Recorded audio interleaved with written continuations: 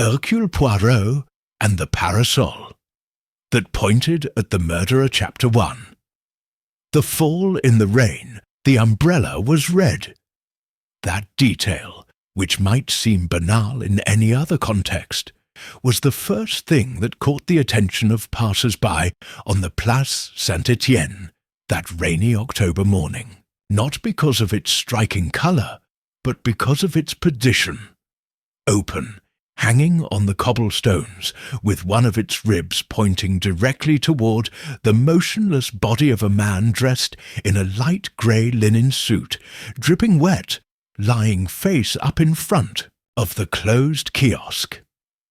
The body belonged to Mr. Lucien Daval, an antique dealer of refined manners and a dubious reputation, known as much for his exquisite finds as for the legal disputes he engaged in with other collectors. His death was discovered at 7:10 in the morning by a bread delivery man, who, after dropping his paper bag on the ground, trembling, went to the nearest café to call the police. Within 20 minutes, Inspector Duret of the local police was examining the scene, surrounded by a persistent fine rain that turned the cobblestones into a slippery trap. Dr. Langlois, the on-duty doctor, approached the body after putting on rubber gloves and muttered the obvious: "Dead. Blunt force trauma to the base of the skull. He must have fallen backward with force. However, there's no visible blood. Could it be an accident?" Duret asked, looking around. "This damn weather." Langlois shook his head. "Not with that wound. Someone pushed him, and very precisely." The inspector frowned. His gaze fell on the red parasol, still open, soaked, like a wilted flower on the ground. Curiously, it didn't seem to belong to the victim. The handle was feminine, carved ivory, too delicate for Mr. Daval's style. "Did anyone know him?" Duret asked an officer. "Yes, sir." The caretaker of the building across from the square said, "He saw you arrive yesterday afternoon. Apparently, you had an appointment with Madame de Vigneux." The name raised an eyebrow from the inspector.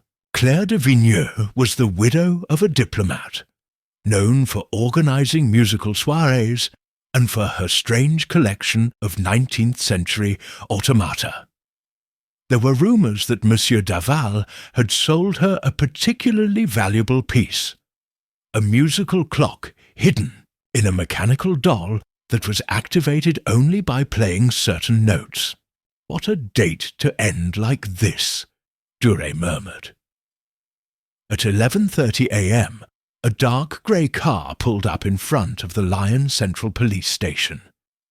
A short man, neatly dressed in a wool coat and immaculate gloves, got out.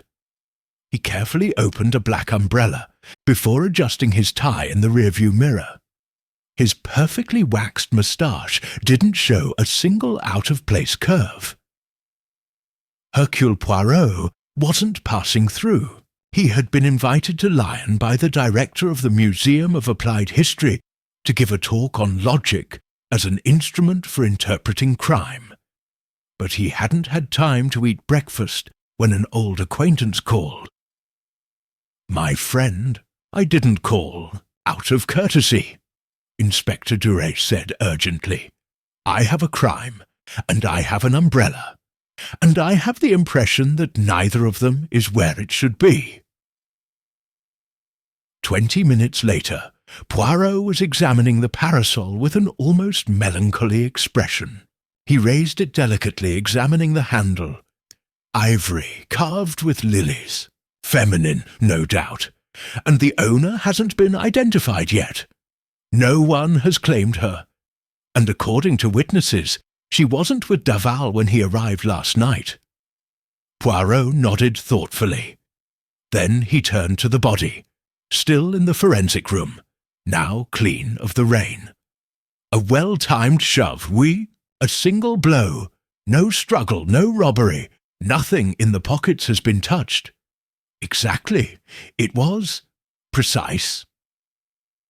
My dear Duret, Poirot said with a half-smile, it's not the crime that interests me. It's the staging of it. Why leave the parasol open? Why would a woman leave something so personal behind? And above all, why does it seem that someone wanted that parasol to point exactly at the body? Poirot looked around. His eyes flashed. This isn't an accident. It's not even a crime of passion. This is a message. A message? Exactly. And we, my dear friend, have been invited to decipher it. Poirot closed the parasol with a soft click, as if marking the beginning of a symphony. Gather everyone who was with Mr. Duval yesterday afternoon. I want to see Madame de Vigneux, the gardener from the square, the baker who found the body, and also whoever served him coffee, if anyone did. He turned to Duret with a brief, elegant smile. And then, monsieur, we'll let the little grey cells do their work. Chapter 2. Shadows Under the Flax. Madame Claire de Vigneux received Hercule Poirot and Inspector Duret in her high-ceilinged salon, with dark blue velvet curtains, where a grand piano rested next to a glass case filled with automatons carefully lined up like soldiers awaiting orders. She was dressed in black, with a fine pearl necklace, and her face carefully composed, though her hands betrayed a persistent restlessness. Her fingers fiddled with the lace of her handkerchief incessantly. Yes, Mr. Duval came to see me yesterday afternoon, he said quietly, avoiding eye contact. He brought with him a small wooden case. He said he had something special, a piece that required the utmost discretion. What kind of piece? Asked Poirot, without raising his voice. A musical clock hidden in a porcelain doll. He claimed it had belonged to a Russian lady, a 19th-century aristocrat. He said it only activated if a specific melody was played. But he didn't bring it with him, only the description. He wanted to secure my interest before finalizing the transaction. Poirot nodded, making a mental note of every word. Inspector Duret intervened. And at what time did he leave? 6:15. He was in a hurry, mentioned he had to see someone else. He seemed nervous, like he was waiting for something. On his way out, he forgot his umbrella, she added, pointing to an umbrella stand by the door where a black one hung. But it wasn't the red one, of course. It didn't belong to him. Do you remember whether anyone else came to see him or followed him? Asked Poirot. Madame de Vigneux shook her head slowly. Not that I know of. But as he left, I noticed something curious. He stopped at the corner as if he'd recognized someone in the square. Then he quickly crossed and disappeared into the rain. Poirot looked down. His eyes fell upon an automaton-like figure, a dancer with one arm raised and her head tilted back, frozen in an impossible gesture of joy or horror. Madame, said Poirot suddenly, in a higher tone, do you know Miss Élodie Perrin? The woman blinked, surprised. Yes, she attended my soirees for years. A lovely young woman, though lately she seemed unstable. Lucien knew her too. She was obsessed with antique objects, especially those with some symbolic power. And would you say you had reason to resent Mr. Duval? Claire sat up straight in her chair, somewhat offended. I don't know that. He treated her condescendingly. He said women didn't understand the true values of collecting. And she, well, she had an unpredictable temper. Poirot exchanged a brief glance with the inspector. Then he stood up, carefully smoothing his coat. "Thank you, madam. Your cooperation is, as always, very precious."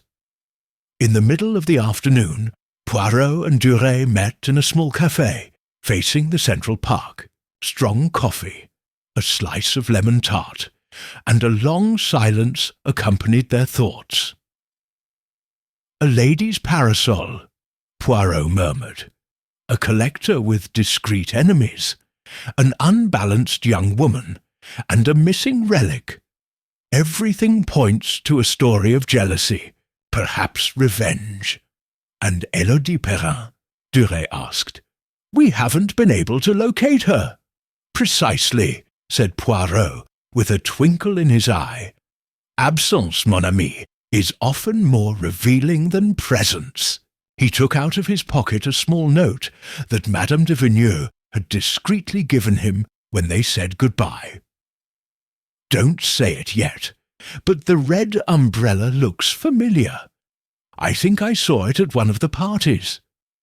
But I can't remember whose hand it was holding." Poirot touched his moustache with an almost amused expression. "It's funny, isn't it, Duret? People remember clocks, porcelain, even automatons, but they easily forget what protects them from the rain." Duret frowned. "Do you think the umbrella was placed there on purpose?" "I don't think so. See, it wasn't left there by accident, but as a signature. As if to say, 'I've been here. Look closely, if you can.'" He leaned across the table, his voice lowering a pitch. "And I, Inspector, I'm going to observe." Chapter 3. The Woman Who Collected Silences. Élodie Perrin's apartment was located on the 4th floor of an old building on the Rue des Mimosas, a discreet area far from the bustle of Lyon's tourists. The façade, with its cracked plaster and withered plants on the balconies, offered no clues about the unusual tenant living within its walls. Poirot and Inspector Duret arrived shortly after 5 in the afternoon, having found the address in a collector's register that Daval frequently consulted. The doorman informed them, somewhat cautiously, that he hadn't seen Miss Perrin in over 24 hours. "It's not unusual," he shrugged. "Sometimes she disappears for days on end without warning. She says she's going off to think in solitude." Poirot climbed the stairs with his usual precise slowness, stopping occasionally to observe minute details: a muddy footprint that had been poorly cleaned, a strand of red thread on the banister, a dried drop of wax on the threshold of the 2nd floor. When they knocked on the door, there was no answer. After exchanging a glance with the inspector, Poirot took a small tool from his walking stick and forced the lock with surprising skill. "A habit I acquired in Belgium," he explained with a smile. "Only for professional purposes, naturally." The interior of the apartment was as peculiar as its owner. Shelves were filled with books on symbolism, occult art, and ancient rituals. Wooden figures with hollow eyes, bird feathers hung in small frames, and in the centre of the living room, a red parasol, identical to the one found next to Lucien Daval's body. Duret approached immediately. "The same one?" Poirot shook his head gently, examining the details of the handle. "No. Note, this one has a crack at the base of the ivory. The one from the crime scene was intact. But it was undoubtedly part of a pair. The twin of the parasol found. So he had two?" Poirot didn't reply. Instead, he bent down in front of a cluttered mahogany desk and picked up a neatly folded sheet of paper. It was a letter addressed to Madame Claire de Vigneux. The handwriting was angular, almost aggressive. You think you can buy beauty and hide it behind glass, but some things don't sell. Lucien wasn't a merchant. He was a thief, and I, madame, am going to show you that history doesn't belong to you. Curious choice of words, Poirot murmured. He doesn't speak of murder. He speaks of demonstration, a mind that works by symbols. Are you saying it wasn't for money? Duret asked, scanning the objects in the room. Exactly. This isn't greed, it's a narrative. Miss Perrin lives in a world where every object has a meaning. And if Lucien Daval tried to steal that meaning from her, perhaps she didn't forgive him. At that moment, a soft knock sounded from the half-open bedroom door. Both men instinctively turned. In the background, sitting in a chair by the window, her hands clasped in her lap and her face pale, was Élodie Perrin. I knew they were coming, he said in a muffled voice. I heard them coming up, but I didn't want to move. I wanted to see what they were touching, what they were looking at first. Poirot approached not with threat, but with a calmness, as steady as the rain that was beginning to patter on the windows. Mademoiselle, we found a parasol like this next to Mr. Daval's body. Was it yours? No, he replied coldly. It was my mother's. I kept it out of nostalgia. But I lost one of the 2 weeks ago. I don't know where. And your relationship with Mr. Daval? He was a fraud. He had fake pieces. He said they were genuine relics. But the worst part, her voice trembled for a moment, was the way he talked about the objects, as if they were numbers. He never understood that some things have souls. Poirot nodded slowly. Did you see him yesterday? She denied. Not for a week. We came to argue. We shouted. He told me I was crazy if I thought he'd sell me the Russian watch. But that watch, he had found it. Only he claimed it as his own. Can you prove that you didn't see him yesterday afternoon? I was here, alone, painting. Ask the doorman if he heard any music. I always play music when I paint. Chopin, mostly. Poirot gave him a look so deep it seemed to penetrate the skin. Mademoiselle, the truth isn't hidden with brushes or symbols. It reveals itself, eventually. I advise you not to hinder it. Élodie held his gaze for an eternity, and then nodded silently. Back on the street, Duret lit a cigarette with trembling hands. He has motives. He has a history. And he may have manipulated that umbrella to incriminate people or send a message. What do you think, Poirot? I don't think, I observe, said Poirot, and then with a slight smile. And what I observe, mon ami, is that everyone seems to be telling the same story, but in different words. Isn't that curious? What do you mean? That crime hasn't yet spoken, but it will. When it does, it will do so through an object. Not blood, not words, but position. Position. Oui, Poirot murmured, looking out into the rain. Because an umbrella, even if it falls, signals. Chapter 4. The Café Where No One Listens. The next day, under a leaden sky that threatened a storm, Hercule Poirot walked to Place Saint-Étienne, the place where Lucien Daval's body had been discovered. The rain had stopped for the moment, leaving, behind damp pavement, and an almost reverential silence between the centuries-old buildings. It wasn't just a crime scene.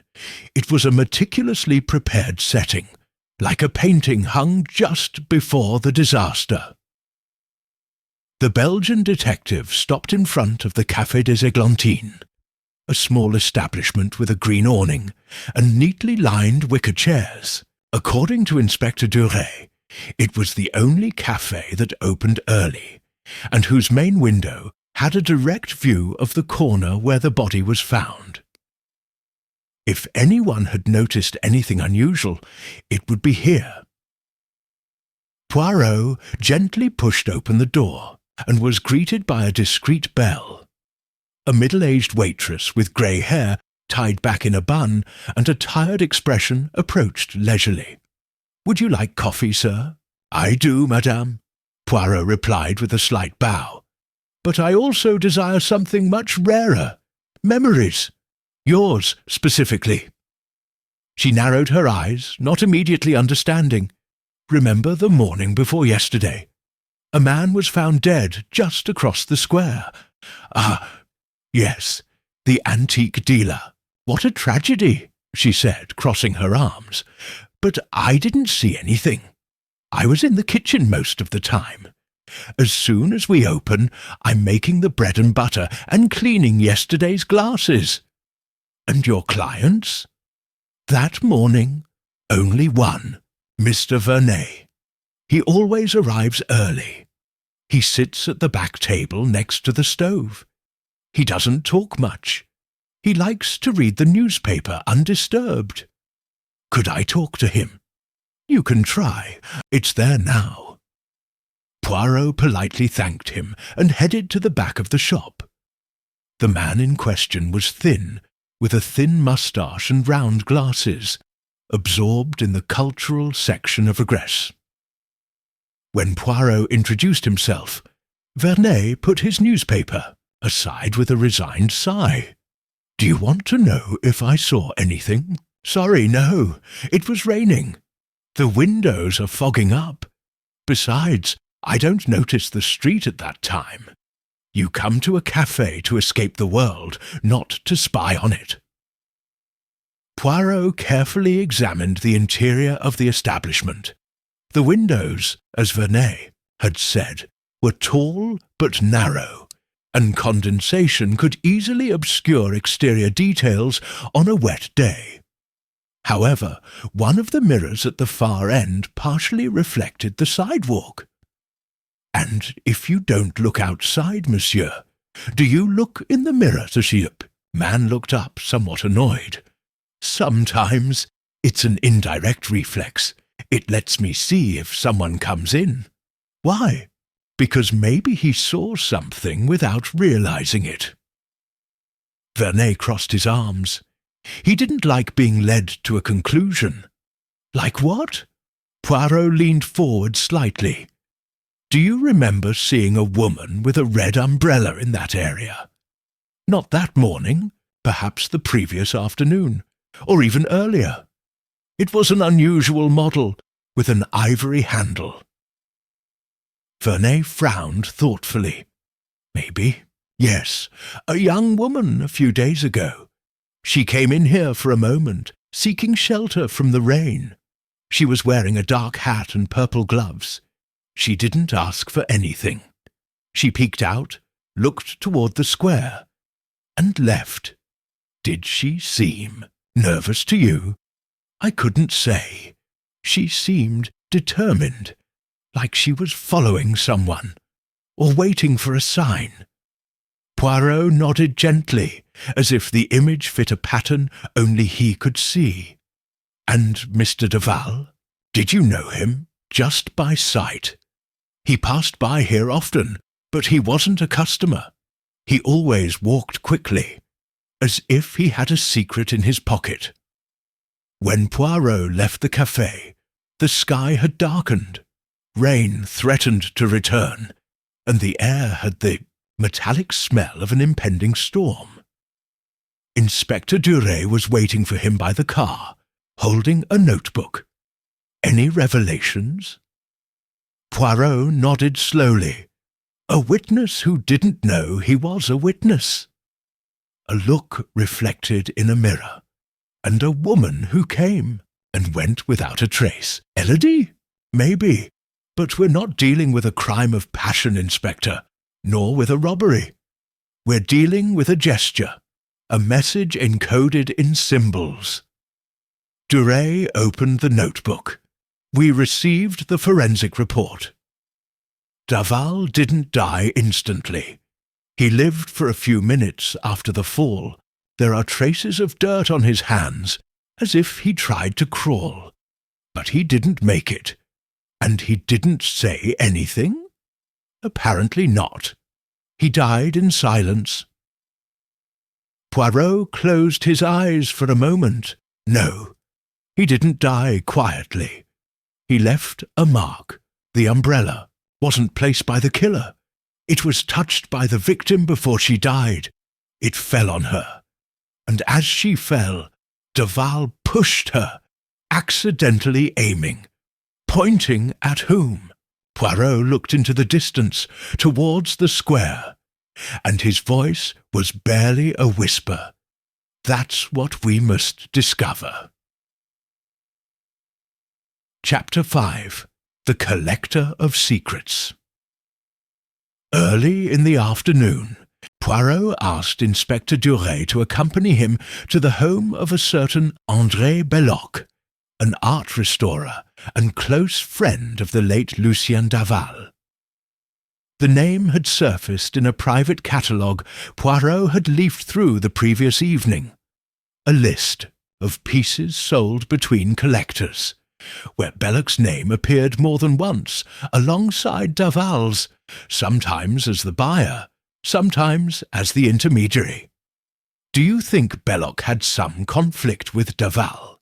Duret asked as they headed toward the Croix-Rousse neighborhood. I don't know yet, Poirot replied, but something worries me. Daval wasn't a man who made aimless visits, and yet there's no clarity about his last afternoon. No one seems to know for sure where he went after seeing Madame de Vigneux. It's as if a part of the day had vanished.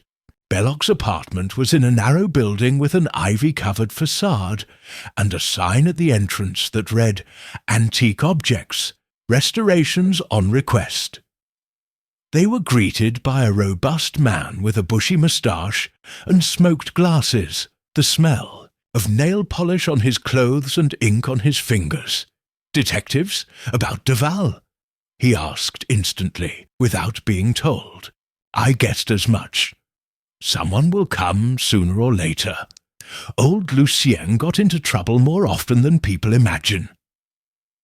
Poirot stepped forward. Did you have any enemies, monsieur?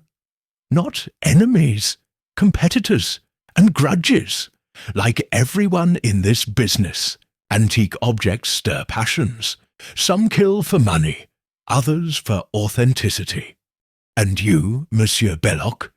Where were you the afternoon Daval died? Here, all day. Ask the neighbours. I received a disassembled piano to restore. I didn't even go out for lunch. And have you seen Mr. Daval recently? A week ago. We argued. He brought me a medallion that claimed to be from the Malraux collection, but it was fake. I knew it instantly. He was offended. He said he didn't understand symbolism, that I was just skimming the surface. Poirot narrowed his eyes. Interesting. Another one who mentions symbolism. And there was also a discussion with Élodie Perrin, precisely about the same thing. Do you find that relevant? Belloc scratched his beard. Everything is relevant in this world, monsieur. The pieces speak. What they don't say with words, they say with their weight, their shape, their hidden story. Lucien was a storyteller. But lately, he began to twist those stories. He moulded them to sell them. And what do you think of Madame de Vigneux? Belloc gave a bitter smile. Ah, Claire. She always wanted to surround herself with objects that made her feel superior. She had money. She had taste. But she had no soul. Duval played with her. He sold her objects with false stories to feed her vanity. I warned her, and she banned me from her soirees. Poirot approached a glass display case containing several objects being repaired. Among them was a broken parasol. Red. Poirot pointed at it. Another red umbrella. Oh, that's not Duval's. It belongs to a young woman. She brought it to me 3 weeks ago. Broken ivory handle. She said it was her mother's heirloom. She asked me to repair it discreetly. And who was that young woman? Belloc hesitated for a moment. I don't remember the name. Perrin, maybe. Élodie, Poirot, and Duret exchanged a look. Poirot bent down, examining the splintered handle. When should I come pick her up? Last Friday. But he didn't come. Could you lend it to us? Belloc agreed without hesitation. All yours, but don't lose it. That piece has history. Back at the police station, Poirot placed the 2 umbrellas on a table. The one found at the crime scene, intact, shiny, uncracked, and Belloc's, its handle chipped and its fabric a little duller with age. Both were almost identical, except for one detail. The umbrella found with the body had an additional seam on the inside edge. A recent modification, invisible to the naked eye. What are you looking for, Poirot? Duret asked.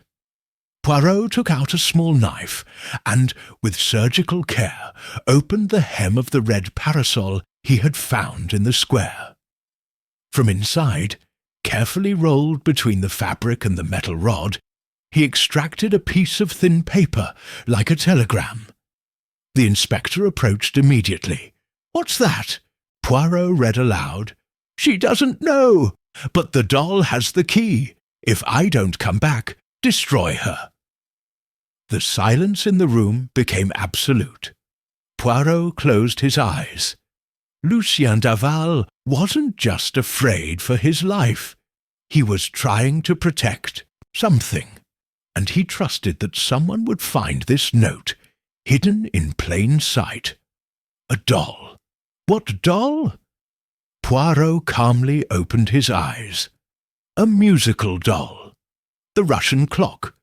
The object everyone mentions, but no one has seen. It's the key.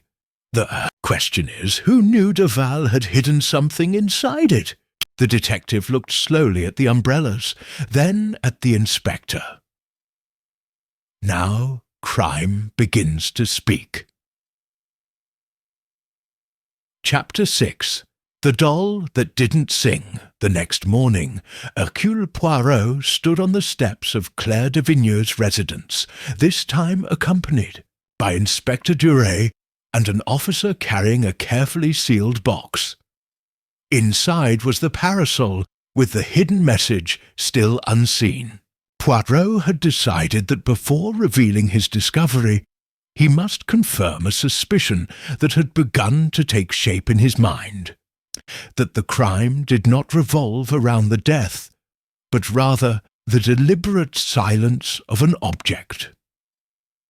Claire greeted them in a grey silk robe, holding a cup of tea and a controlled expression.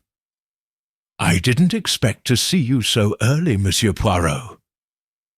"Mademoiselle, I apologize for the time, but what I have to ask you cannot be delayed. May I see the Russian doll Mr. Duval mentioned?" Claire tensed slightly. "As I told you, he didn't bring it.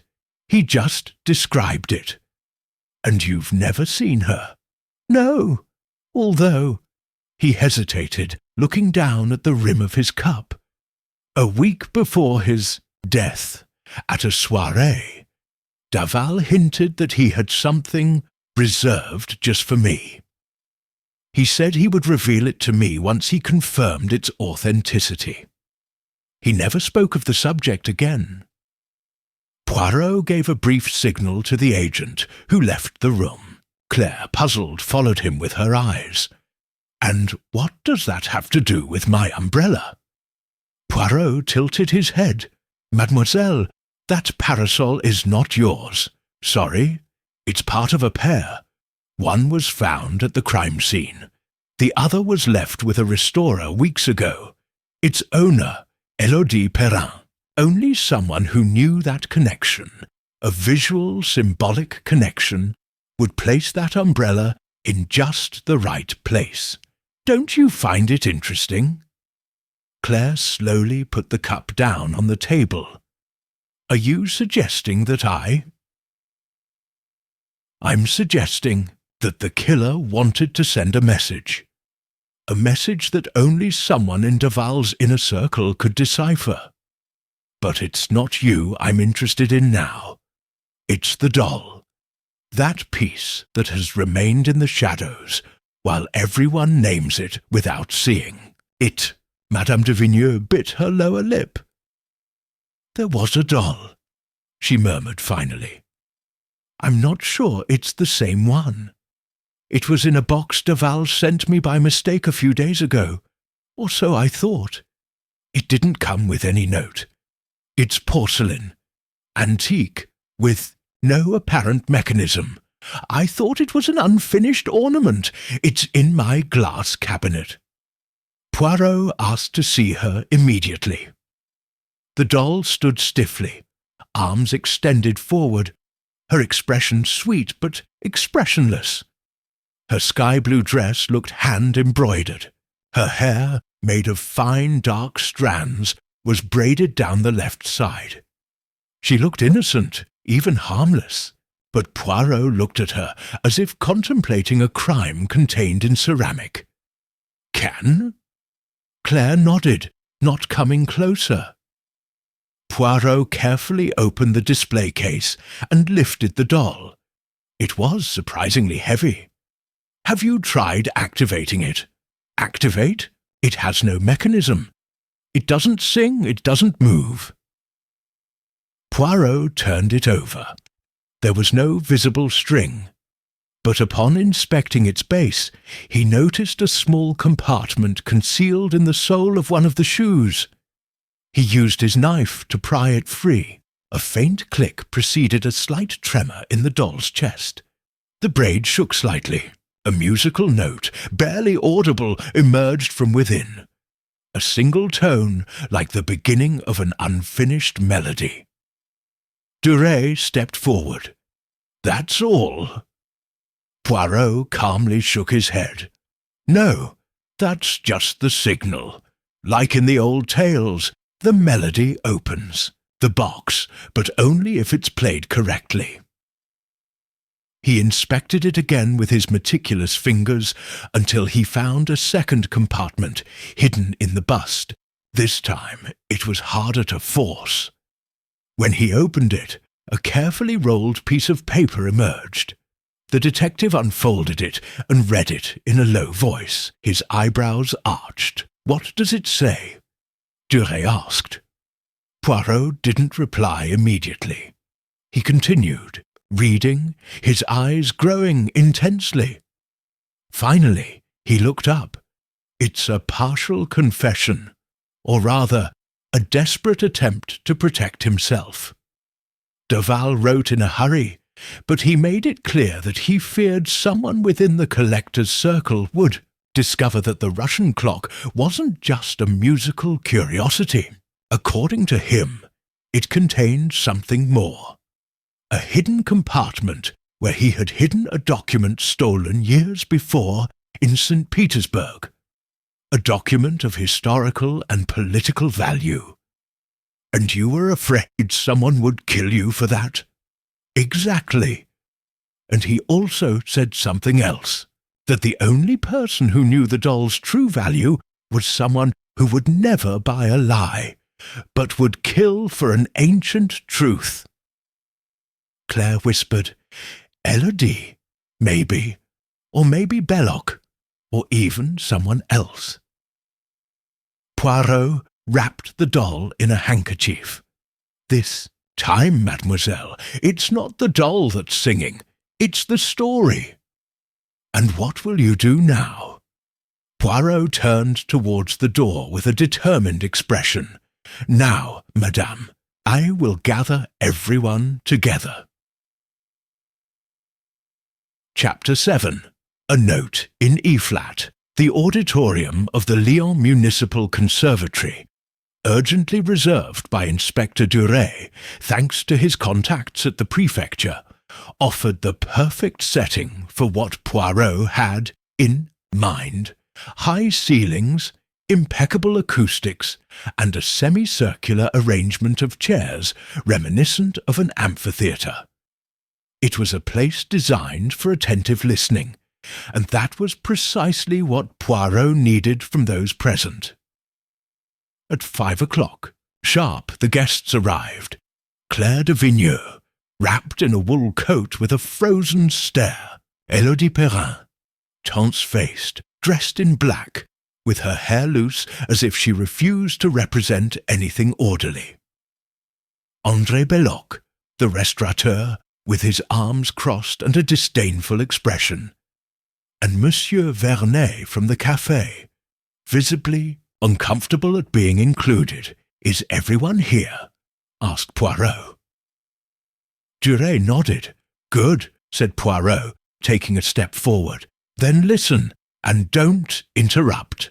He approached the lectern prepared for him, where a small velvet box rested. He opened the lid and took out the Russian doll. A low murmur ran through the room. This doll was the central object of the dispute between Mr. Duval and at least 2 of you, but not because of its beauty, nor its rarity. No, because of what it contained. He turned to Claire de Vigneux. "You, madame, received this doll without knowing what it was. You said you kept it unintentionally. But did you know that it contained a secret compartment? Did you know that there was a stolen document inside?" "No!" Claire exclaimed, offended. "He sent it to me without explanation. I thought it was a mistake." And maybe it was, but he didn't give it back. Claire didn't respond. Poirot turned his attention to Belloc. "Mr. Belloc, you restored a parasol identical to the one found next to the body. A parasol belonged to Miss Perrin. And yet no one seemed to ask, why 2 such unique parasols? Why identical ones?" "Because they were part of a mother-daughter game," Élodie chimed in firmly. "An inheritance. I lost mine, that's all. And the one that appeared at the crime scene?" Élodie shrugged. "I don't know. Maybe someone used it to frame me. Or maybe it was you who planted it. I didn't kill Duval." Poirot raised a hand. "I'm not accusing anyone, not yet. But I do affirm this. The umbrella wasn't left behind by the killer. It was touched by the victim. In his final moments, Duval pushed it away as he fell, in an involuntary gesture, or not so much, as if in his agony he were trying to point the finger." Poirot took a piece of paper out of his pocket. The note was hidden in the hem of the parasol.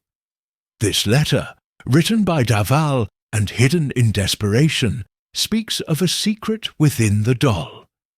It speaks of fear, of betrayal, and of a melody. Here, Poirot took out a small tape recorder. I had the hidden mechanism in the doll reconstructed. It was musical, yes, but the string had been tampered with, so it wouldn't activate.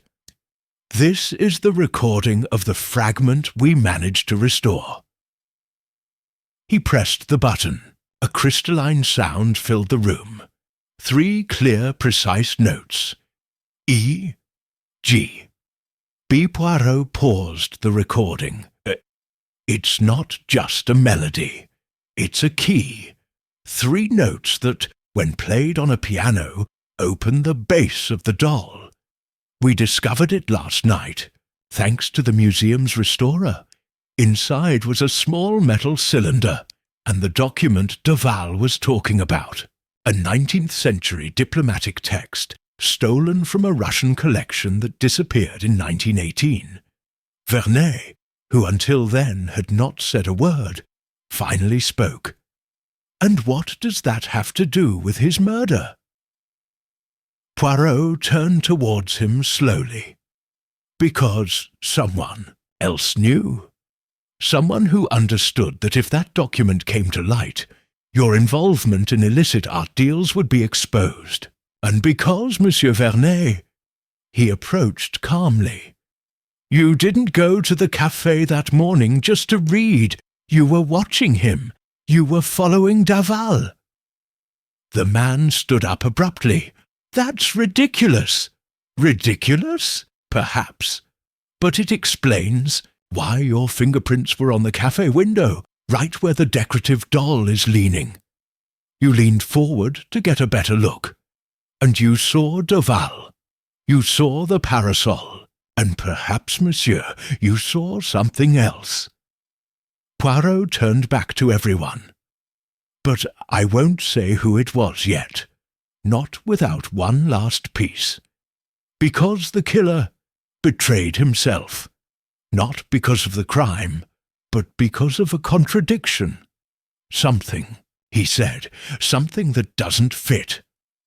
So what are you going to do now? Duret asked. Poirot closed the velvet box with a slight click. Click. I'm going to reveal that contradiction. But first, I need time. One day. To prepare the final scene. Because this crime isn't solved with evidence. It's solved with logic. And logic, my friends, is what never fails. Chapter 8. The detail I couldn't have known. The next day dawned under a leaden sky, heavy with tension, as if even the weather awaited the resolution of a long-contained enigma. Hercule Poirot, punctual as ever, entered the conservatory's music room with the bearing of a conductor about to begin a final symphony. He dressed no differently, nor did he speak with more emphasis than usual.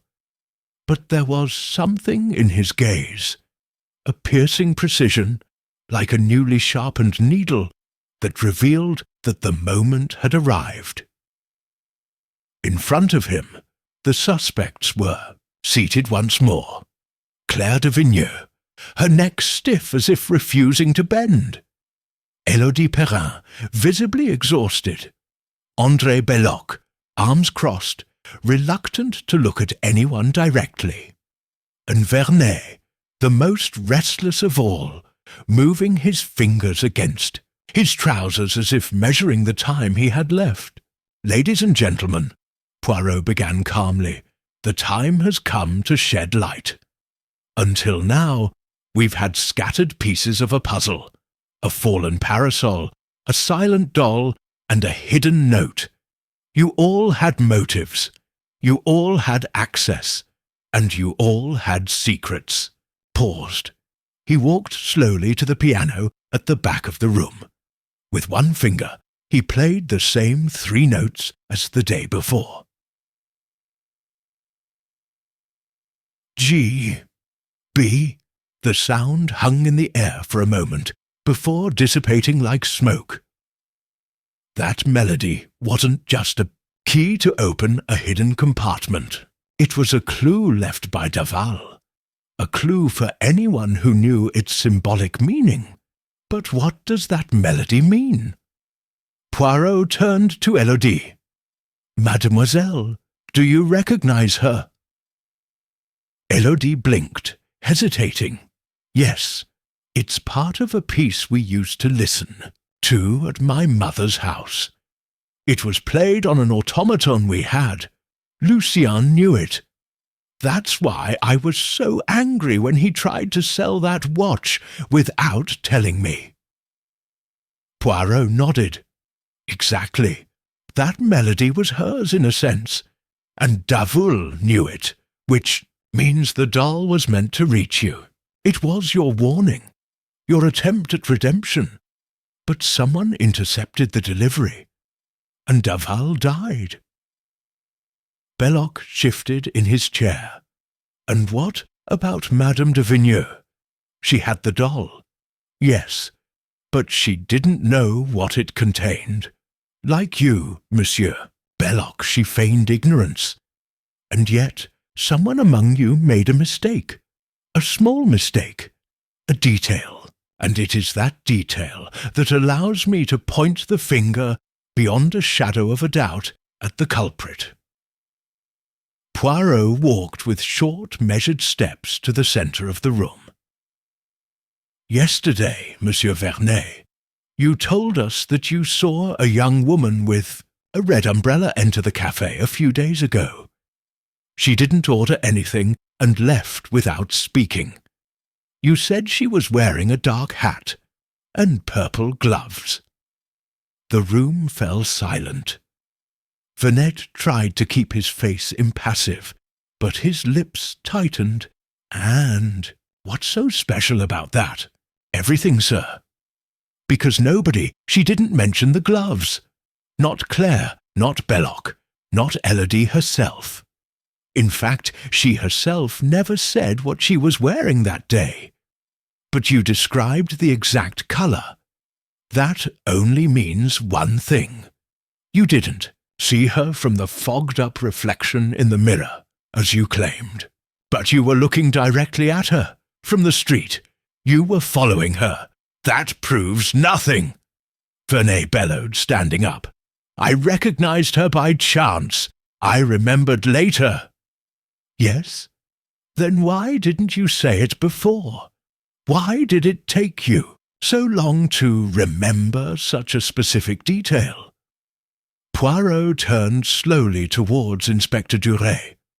"Monsieur, the café's windows were fogged up. We checked.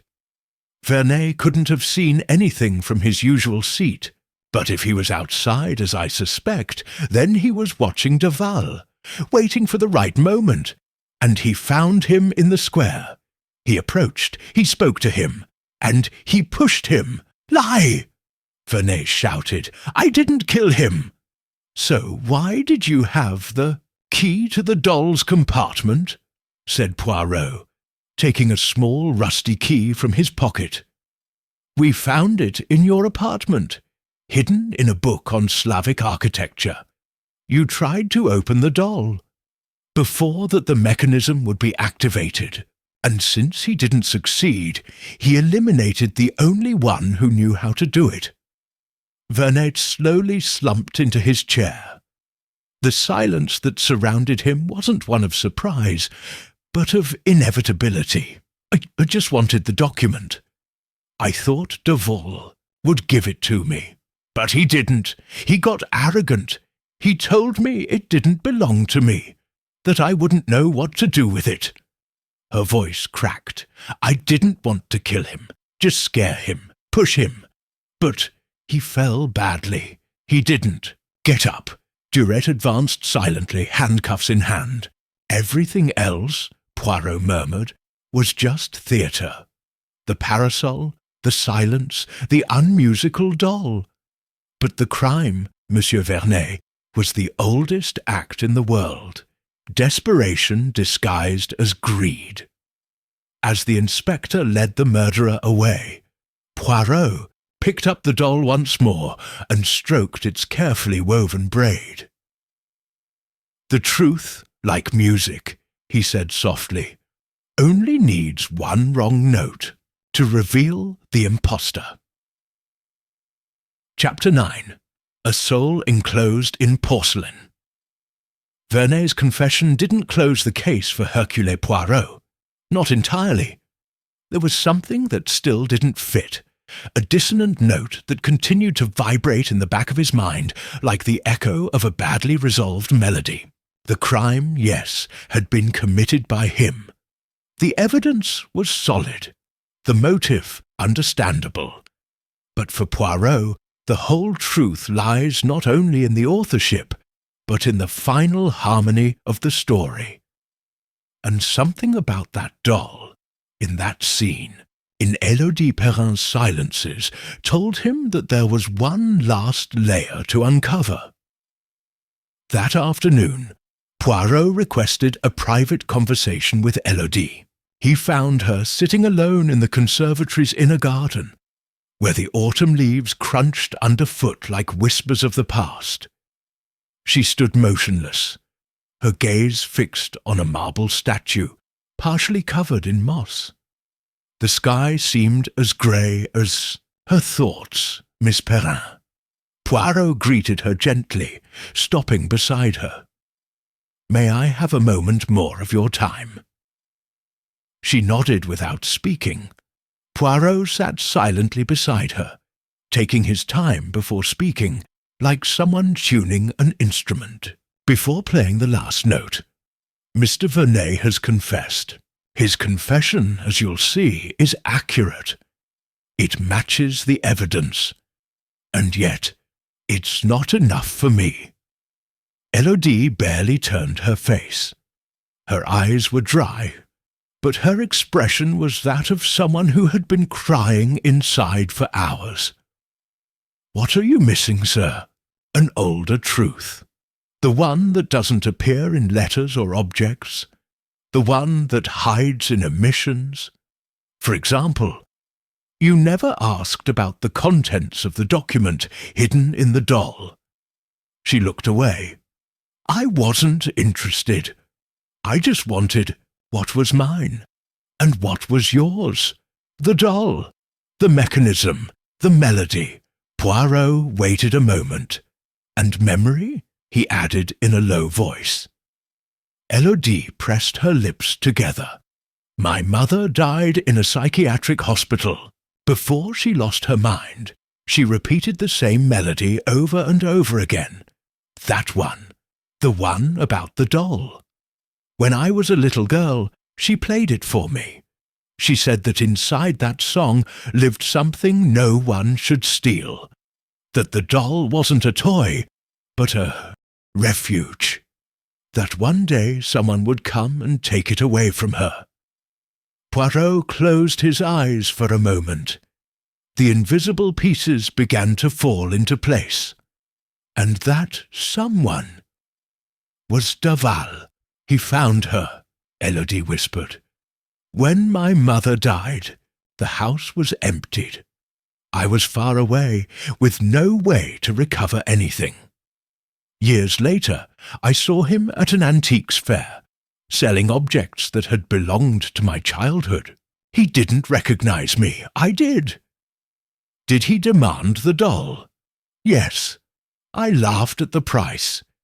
He told me it wasn't for sale, that it contained something valuable. I begged him. I offered him everything I had. He mocked me. He kept it as if it were his own. He took away the only thing that still reminded me of it." Poirot looked at his hands. They were clasped together but not trembling. "And you killed him for that?"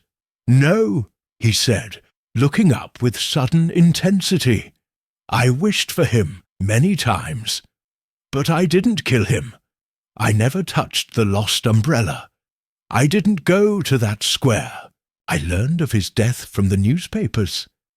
It was as if something inside me had been extinguished before its time." Poirot nodded, very slowly. "I believe it." Élodie blinked, surprised. "Because?" "Because the pain that accumulates over the years doesn't kill impulsively. It kills symbolically. And you had already killed it. In your painting, in your letters, in your silences. You didn't need to kill it with your hands. You had already buried it in your memory." They were silent for a moment. Then Poirot took a cloth-wrapped object from his pocket. It was the doll. He placed it on the bench between them. "The police will keep the document. But this one," he said, "is yours." Élodie took her tenderly. For a moment the garden disappeared.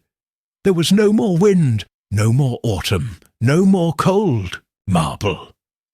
Just a young girl and a doll, and the echo of a song trapped in porcelain. Poirot stood up. "The murderer has been arrested. The truth, for the most part, has been revealed. But what I can't give you back, mademoiselle, is time. Only memory. Take good care of it." Élodie said nothing, but when Poirot walked away, he did so with the certainty that, for the first time in years, the young woman wasn't feeling anger, but something closer to peace. Chapter 10. The Order of the Inevitable. One evening after Vernet's confession and the conversation with Élodie, Hercule Poirot returned to his hotel in the Bellecour district with the measured gait of someone who has finished a delicate movement, but not yet the complete symphony. The sky was beginning to turn amber, and the street lights were flickering, golden. Questions still lingered, floating like particles in suspension, and Poirot, true to his method, left none unfixed in the mental order he so revered. He sat down at his desk, where he had carefully arranged the key elements of the case: the parasol with its altered stitching, the doll, now void of secrets but not of symbolism, and Daval's 2 notes, the one he had written and hidden, and another that Duret had given him that same afternoon. An unsent letter, found in a folder on his personal desk. Poirot reread it for the 3rd time. It was addressed to an old friend with no name. It was a strange letter, written with melancholy. "I'm tired of pretending. Copies surround me, lies in gilt frames. Sometimes I think objects have more memory than people, and yet I continue, because I don't know how to do anything else. But this doll is different. She belongs to another story, a true one, and for once, maybe, I must do the right thing." Poirot left her with the rest. He took a deep breath and finally understood what he was missing. The next day, Inspector Duret picked him up early. They had one last visit, to Claire de Vigneux. Although she wasn't implicated in the crime, Poirot insisted on seeing her, not out of suspicion, but out of closure. Claire received them in her living room, immaculate and chilled as always. "I didn't expect to see you again, Monsieur Poirot. I thought your work was done. The essential, yes. The invisible, no. The time has come to put the remaining fragments in order." "Order? And why do you need me?" Poirot didn't reply immediately. He took out Daval's unsent note and placed it on the low table in front of her. This was Lucien Daval. Not the salesman, not the manipulator. The man who was beginning to recognize the weight of what he had done. Claire read it silently. Her eyes didn't change their expression, but her fingers briefly released the ring that had been swirling between them since they arrived. "Do you want pity for him? He despised him. He knew everything, yet he played God with his objects. No, madam, I'm not seeking redemption for him. I just want to understand why you received the doll. Why Daval decided to send it to you, and not Élodie, or to the museum, or to the notary." Claire looked up, because he thought I wouldn't know how to open it, that I wouldn't see what was inside. "And that bothered you?" She shrugged. "No, it hurt, because I thought that, after all these years, he still underestimated Poirot nodded slowly. So you knew, from the beginning? Claire didn't respond, but her silence was more eloquent than any statement. I am not a murderer, Monsieur Poirot. I never hinted at it. But I think you're the only one who understood the deeper symbol. Not the melody, not the doll, not even the document. But the act of hiding it in something that wasn't meant to be spoken. Claire stood up. She walked over to the display case where the doll had once rested. Now, the space was empty. Everyone wanted the story, but no one wanted to. Listen to the silence. Duval thought he was a collector, but he was just a context thief. Poirot bowed. And you, what will you do now, living among my automatons? They, at least, don't pretend to feel. They don't disappoint. They just repeat. Poirot sighed, and then, as if closing a book with exactly the same pages, he said, The crime has been punished. The doll has been returned to its rightful owner. But the most important lesson, madame, is that there are objects that look at us, and if we are not prepared for what they see, they end up revealing us. Claire didn't respond. She just turned her face slightly toward the window, where autumn continued to fall as if there were no crime or confession, only seasons. Back at the hotel, Poirot packed meticulously. He arranged his suitcase like someone filing a case, and finally placed his chain watch on top of the neatly folded handkerchief. When Duret came to say goodbye, Poirot handed him a small notebook. What is this? My observation journal. You can find in it the details I didn't share, in case anyone one day wants to reconstruct what really happened, not to accuse, but to understand. And you? Duret asked. Are you satisfied? Poirot smiled softly. A murderer has been arrested, but more importantly, a story has come to an end. And that, sir, is the greatest order a man like me could wish for. The chapter ends. Only the denouement remains. Chapter 11. The last echo of the small grey cells.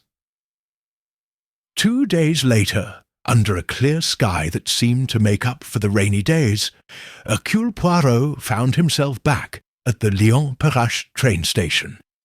His suitcase was placed neatly beside him, and a neatly folded newspaper lay on his lap. He wasn't reading it.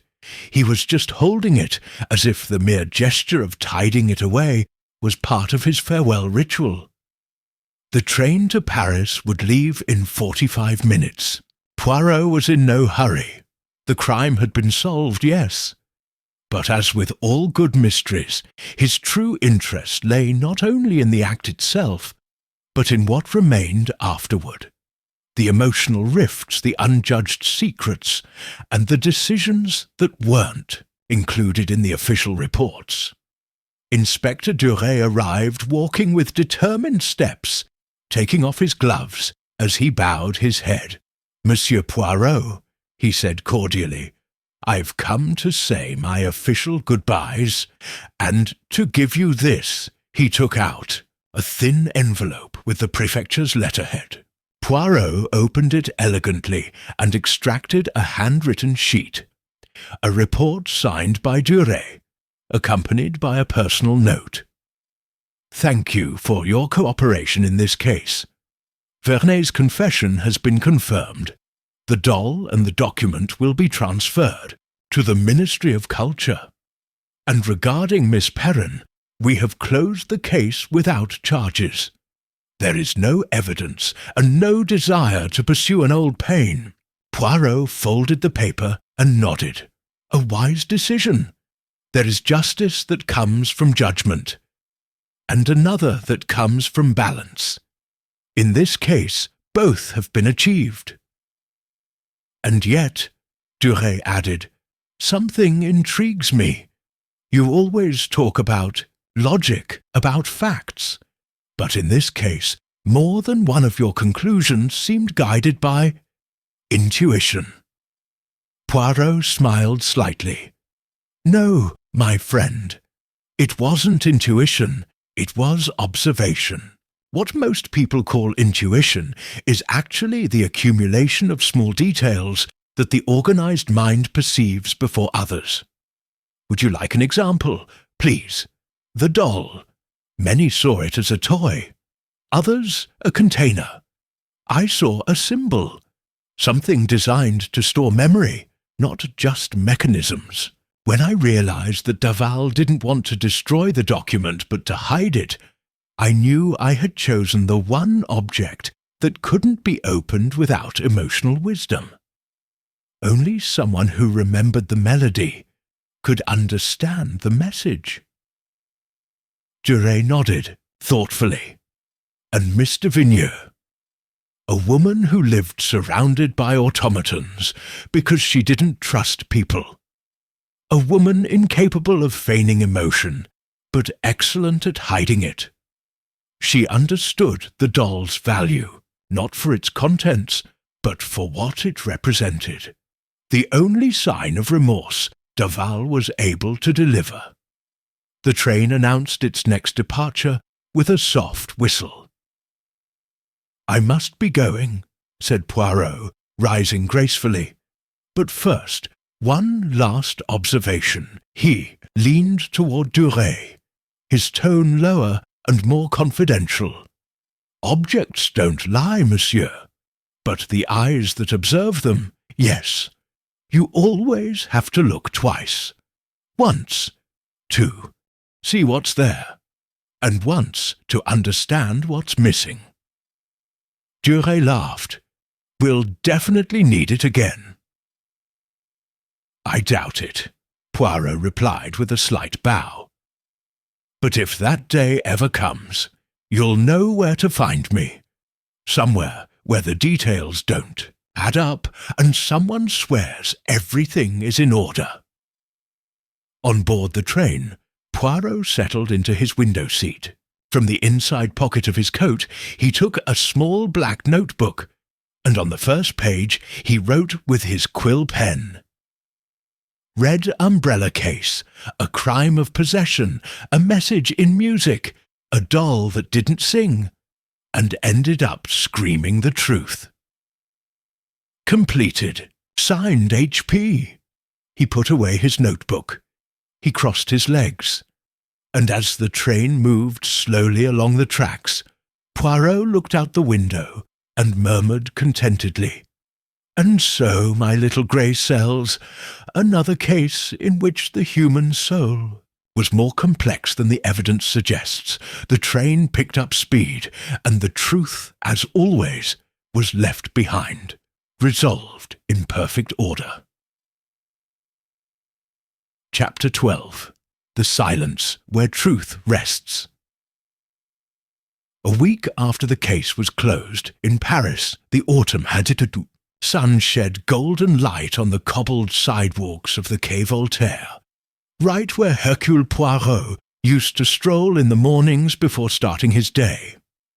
But this particular morning, his walk was anything but routine. He carried with him a small package wrapped in Japanese rice paper and tied with crimson thread. It wasn't an object of material value, but it was meaningful.